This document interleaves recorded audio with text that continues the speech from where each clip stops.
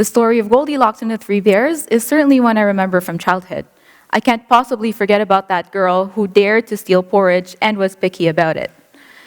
According to the story, the perfect porridge can't be too hot, can't be too cold, and would have to be just the right temperature. Turns out that for my research project, and if I want to finish on time, I would have to be just as picky.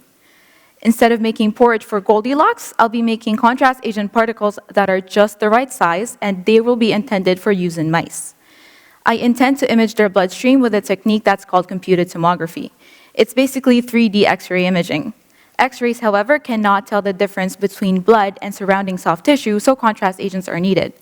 They are made of metals and basically act as highlighters so that the blood will appear brighter in the resulting image than normally without it. So, what is the ideal size of a contrast agent particle? Well, they can't be too small. Particles that are too small can easily pass through the kidney filter. This means that before the animal is done imaging, quite a bit has already left the bloodstream and accumulated in the kidneys. So in the resulting image, instead of the blood appearing brighter, the kidneys will be bright instead, which I'm not really interested in. Particles that are larger than 10 nanometers can actually avoid passing through this filter. However, they also cannot be too large. Particles that are made of metals and are hundreds of nanometers in size tend to accumulate in the liver of small animals. This happens over prolonged periods and may cause unwanted side effects like liver damage. So, taking these factors into account, the ideal size range then becomes 10 to 100 nanometers. Once particles of the right size are made, they will then be optimized to make sure that they are indeed safe for use in mice. They will then be injected in the bloodstream of mice, and the animal will be imaged for further study.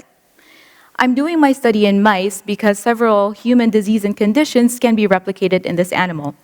This includes heart disease models, how blood flow is restored to tissues that have been damaged, and even how blood vessels that allow the growth and spread of cancer form.